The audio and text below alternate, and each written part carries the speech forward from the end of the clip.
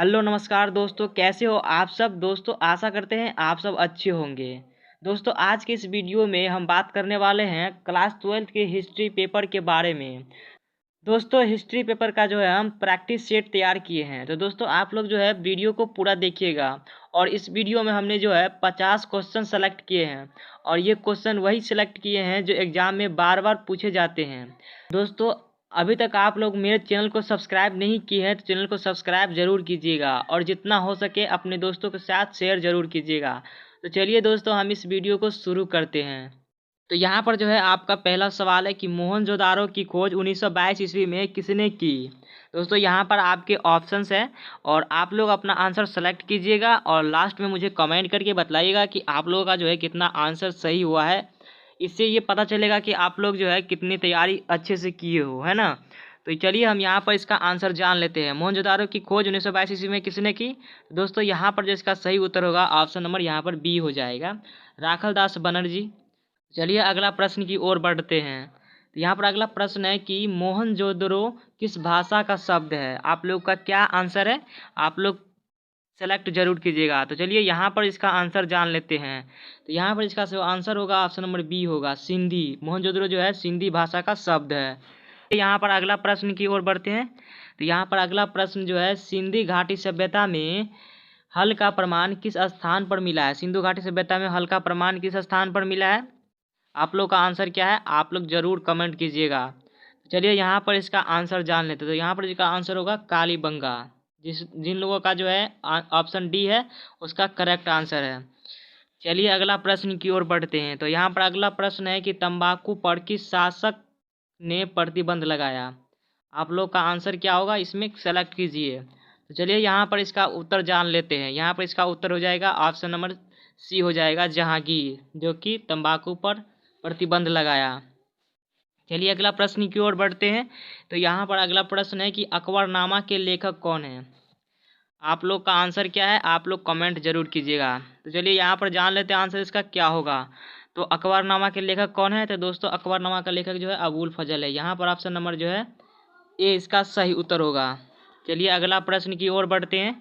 तो यहाँ पर अगला प्रश्न है कि गौतम बुद्ध को ज्ञान की प्राप्ति कहाँ हुई। तो दोस्तों यहाँ पर आप लोगों का आंसर क्या है, आप लोग कमेंट जरूर कीजिएगा। तो चलिए यहाँ पर इसका उत्तर जान लेते हैं। तो गौतम बुद्ध को ज्ञान की प्राप्ति कहाँ हुई। तो यहाँ पर जो इसका सही उत्तर होगा ऑप्शन नंबर ए हो जाएगा, बोध गया में। चलिए अगला प्रश्न की ओर बढ़ते हैं। तो अगला प्रश्न यहाँ पर है कि अभिमन्यु किसका पुत्र था। अभिमन्यु जो है और किसका पुत्र था। तो यहाँ पर इसका जो सही उत्तर होगा ऑप्शन नंबर यहाँ पर आपका ए हो जाएगा, अर्जुन का। चलिए अगला प्रश्न की ओर बढ़ते हैं। तो यहाँ पर अगला प्रश्न है द्रौपदी किसकी पत्नी थी। द्रौपदी जो है किसकी पत्नी थी। यहाँ पर इसका सही उत्तर होगा ऑप्शन नंबर यहाँ पर ए हो जाएगा, अर्जुन की। चलिए अगला प्रश्न की ओर बढ़ते हैं। तो यहाँ पर अगला प्रश्न है कि अशोक किस वंश का शासक था।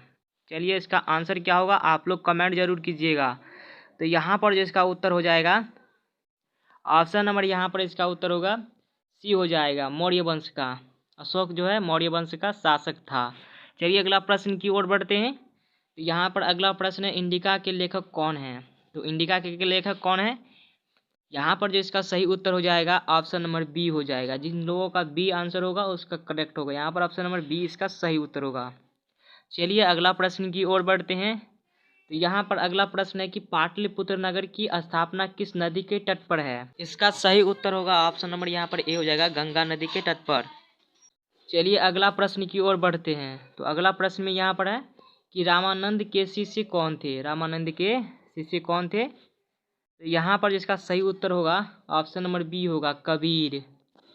चलिए अगला प्रश्न की ओर बढ़ते हैं। तो यहाँ पर अगला प्रश्न है कि इब्न तूता किस देश का यात्री था। इब्न तूता जो है किस देश का यात्री था। आप लोग का आंसर क्या है, आप लोग कमेंट जरूर कीजिएगा। चलिए इसका उत्तर जान लेते हैं। ऑप्शन नंबर यहाँ पर इसका ए उत्तर होगा, मोरक्को का। चलिए अगला प्रश्न की ओर बढ़ते हैं। यहाँ पर अगला प्रश्न है कि बिहार में 1857 के विद्रोह का नेता कौन था। तो चलिए यहाँ पर इसका उत्तर जानते हैं। यहाँ पर इसका उत्तर होगा ऑप्शन नंबर ए हो जाएगा, राजेंद्र प्रसाद।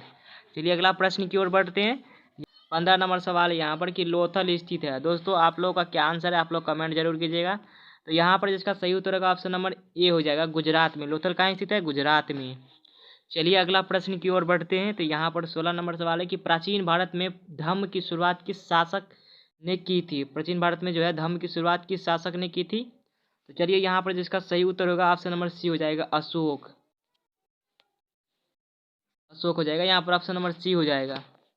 चलिए अगला प्रश्न यहाँ पर, अगला प्रश्न की ओर है। तो 17 नंबर सवाल है कि भारत का नेपोलियन किस शासक को कहा जाता है? तो यहाँ पर इसका सही उत्तर हो जाएगा क्या है आप लोग का? आप लोग कमेंट जरूर कीजिएगा। तो यहाँ पर इसका सही उत्तर होगा ऑप्शन नंबर बी हो जाएगा, समुद्रगुप्त को।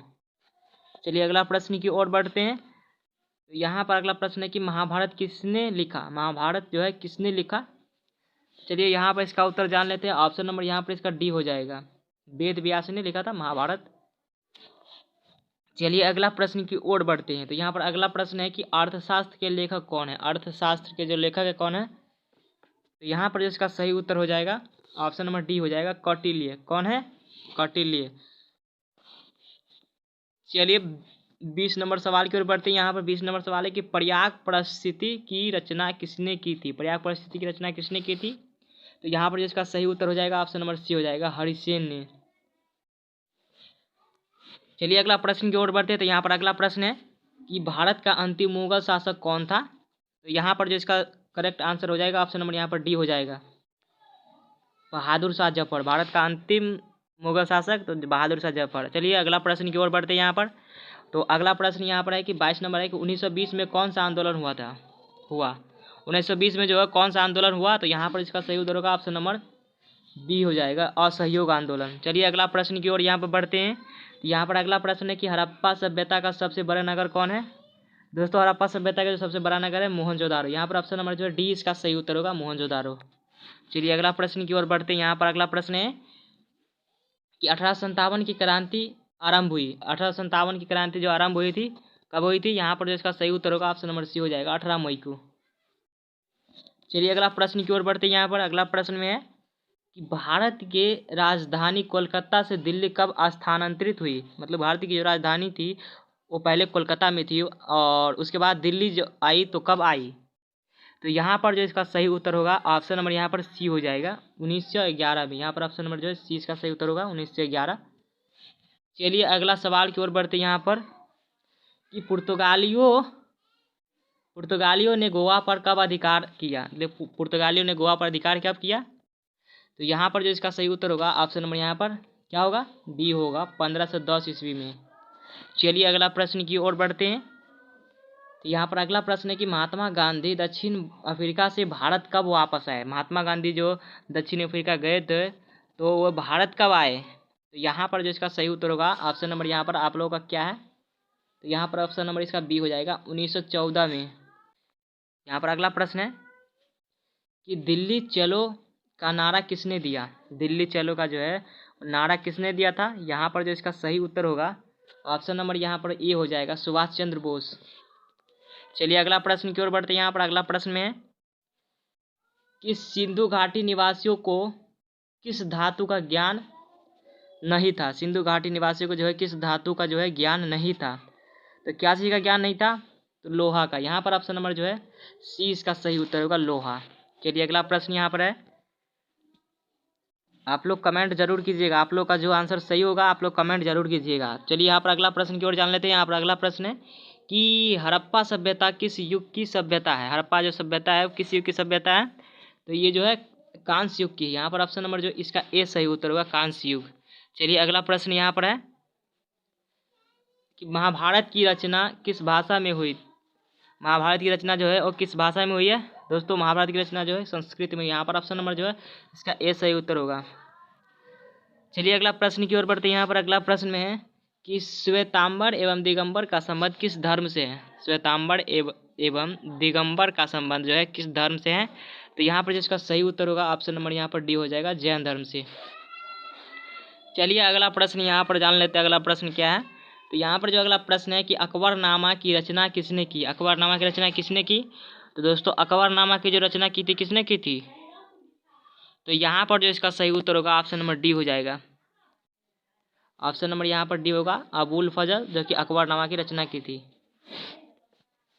चलिए अगला प्रश्न यहाँ पर जो है अगला प्रश्न है कि दांडी यात्रा के दौरान किस कानून को तोड़ा गया है?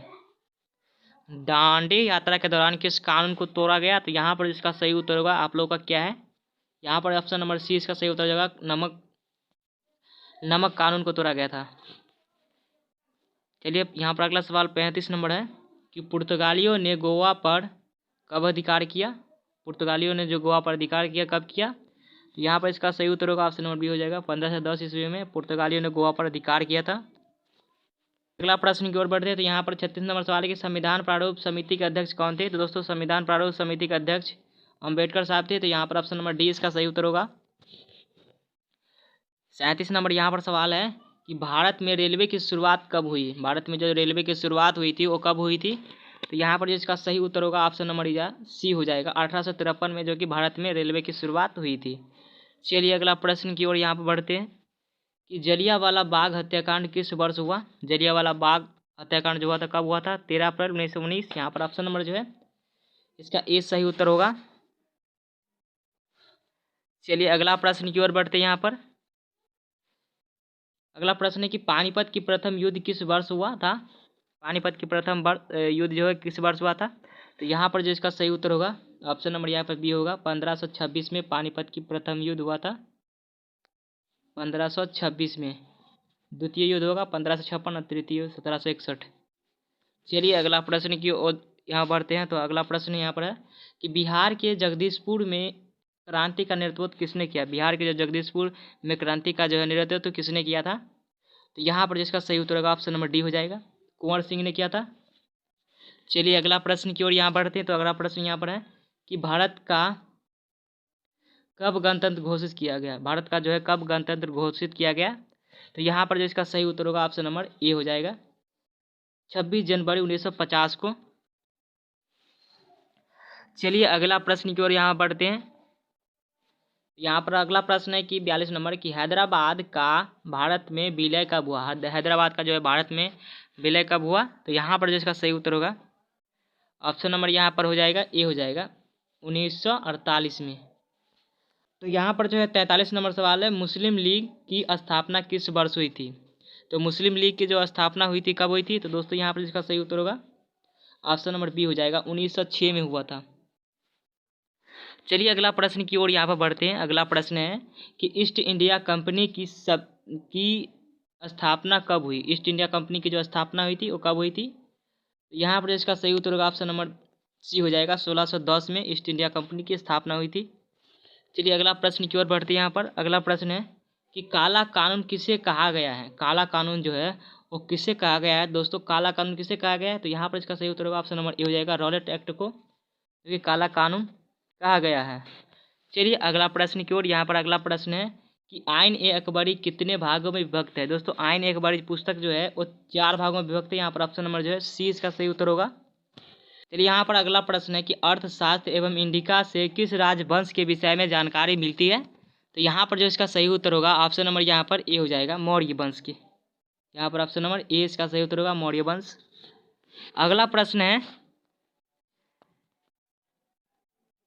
यहाँ पर है कि विजयनगर साम्राज्य की स्थापना कब हुई? विजयनगर साम्राज्य की जो स्थापना हुई थी तो कब हुई थी? तो दोस्तों विजयनगर साम्राज्य की स्थापना हुई थी 1336 ईस्वी में। यहाँ पर ऑप्शन नंबर जो है सी इसका सही उत्तर होगा, 1336। अगला प्रश्न है कि यहाँ पर अगला प्रश्न है कि बाबर की आत्मकथा का क्या नाम है? बाबर की जो आत्मकथा है उसका क्या नाम है? तो यहाँ पर जो इसका सही उत्तर हो जाएगा ऑप्शन नंबर यहाँ पर ए हो जाएगा, बाबरनामा। बाबर की आत्मकथा का क्या नाम है? तो बाबरनामा। यहाँ पर ऑप्शन नंबर जो है ए इसका सही उत्तर होगा। अगला प्रश्न है यहाँ पर अगला प्रश्न है कि एलोरा के कैलाश मंदिर का निर्माण किस राजवंश ने किया? एलोरा के कैलाश मंदिर का निर्माण जो है वो किस राजवंश ने किया था? तो यहाँ पर जो इसका सही उत्तर होगा ऑप्शन नंबर यहाँ पर बी हो जाएगा, पल्लव। पल्लव ने किया था। तो दोस्तों आज के इस वीडियो में आप लोगों का कितना आंसर सही हुआ है आप लोग मुझे कमेंट जरूर कीजिएगा। दोस्तों मिलते हैं किसी और वीडियो में, तब तक के लिए जय हिंद।